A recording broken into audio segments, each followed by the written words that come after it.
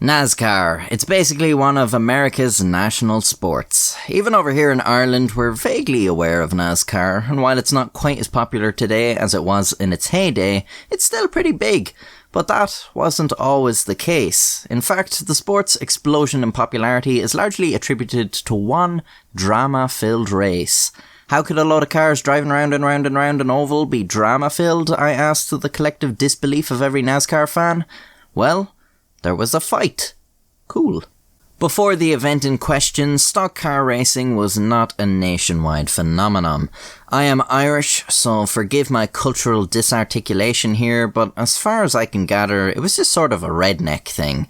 It arose during Prohibition in the 1920s when moonshine runners would have to modify their cars to outrun the police, while still leaving them with their stock appearance so as not to attract attention. In appreciation of their upgraded cars, the bootleggers would sometimes challenge each other to races, and eventually, in 1948, NASCAR, or the National Association for Stock Car Auto Racing, was formed, with the idea that only cars using parts available to the general public could partake in their races. By 1979, NASCAR negotiated a deal with television network CBS to broadcast the 1979 Daytona 500 race. It would be held on the 18th of February and would be the first race of its kind to be televised live from start to finish. It was a big deal for NASCAR already, but a number of circumstances that were completely out of their control made this debut bigger than they ever could have hoped for. A major snowstorm affecting most of the American East Coast and parts of the Midwest saw a lot of Americans snowed in and stuck in the house on the day of the race. With nothing else to do, many turned on the TV and saw their first introduction to stock car racing. The 1979 Daytona 500 had a viewership of 15 million people. Although they were lucky enough to get mostly clear weather down in Florida on the day of the race, it had been raining shortly beforehand, leaving the track wet and slippy like a bar of soap that's been pissed on. By lap 31, Donnie Allison is in the lead, followed by Bobby Allison, who is his brother, followed by Cale Yarborough, who isn't his brother. Donnie loses control of his car and Bobby collides with him. Yarborough steers to avoid them and all three end up in the infield. Unfortunately, the rain had turned the infield into a muddy mess with the consistency of a birthday cake that's been pissed on. The three drivers require assistance in getting their cars out of the muck and they all fall a lap behind. On lap 38, the favourite Buddy Baker is having problems with his engine misfiring. His pit crew attempted to switch the primary ignition control box for the backup box and replace much of the ignition system, but it's no good. The favourite is forced to drop out of a promising race. After the race, Baker's team re-inspected the car and it turned out that one of the dopes had plugged the primary ignition control box back in instead of the backup box. They then tried plugging the backup box in and the car worked fine, so that goon cost poor Baker the race. That wasn't the end of the mishaps though. On lap 53 there was a 6-car crash that eliminated some of the drivers. Someone else blew a tyre and spun out, another fella crashed, some dude over-revved his engine and fucked it, a car overheated and another car slid through the pits after driving over a puddle of water from the overheating engine. Throughout all this chaos, Donnie Allison had somehow managed to make back his lap and claw his way back up to first. Unbelievably, Cale Yarborough had done the same thing and was now drafting him closely.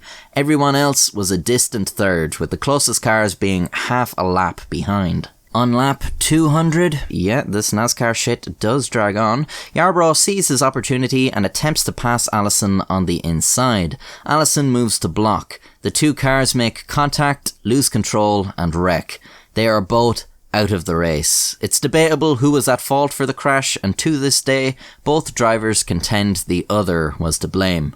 As both cars come to a stop in the infield, Allison and Yarborough exchange words, each man claiming the other cost him the victory. It would have been Donnie's first Daytona 500 win and Yarborough's third.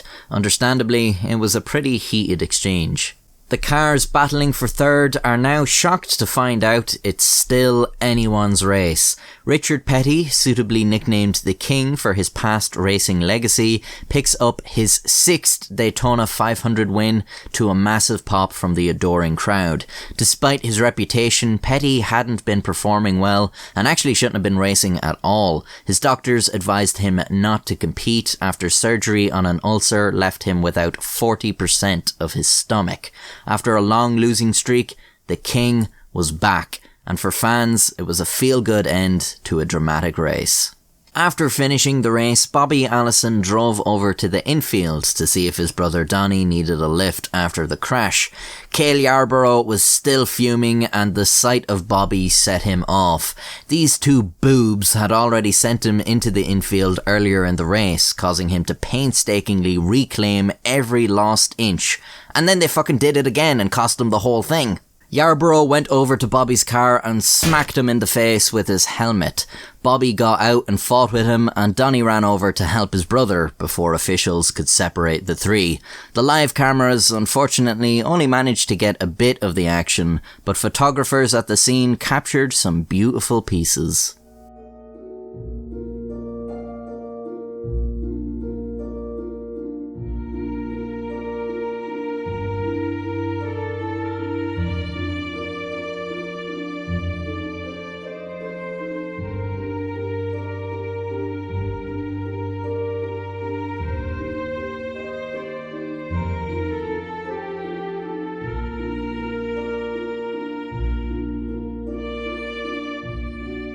These pictures made it onto the front page of newspapers, and the incident was the talk of everyone who had turned in to see their first ever stock car race.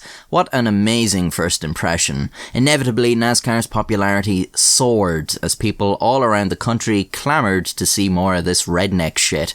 And so, NASCAR became a nationwide spectacle.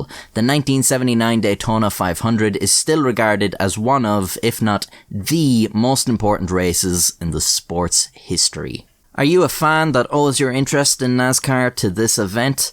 Are you not a fan but considering looking into it after learning about this? I will warn you, most of it is a lot of cars driving round and round and round an oval, and while I am a fan of the brawling, especially Yarborough fighting with 3 limbs all at once, may I instead suggest you spend that time watching my videos? 500,000 people can't be wrong. Oh hell yeah, we hit 500k. It's been a lot of work and a lot of videos, but I couldn't have done it without you. Thank you all. If you're new here, well, you heard me. I have a lot of videos. Go watch them. And why not subscribe, and you can be part of the journey to the next milestone. Then I'll be thanking you at the end of a video, and we could all do with more mindless pandering in our lives. Cheers. Richard Petty has won his 6th Daytona 500, and the crowd here are going absolutely mad. Well, there he is. After a full year without a win, as the 2 leaders tangled in the back straightaway, they threw the block. It didn't work. A.J. Foyt pulls up to congratulate.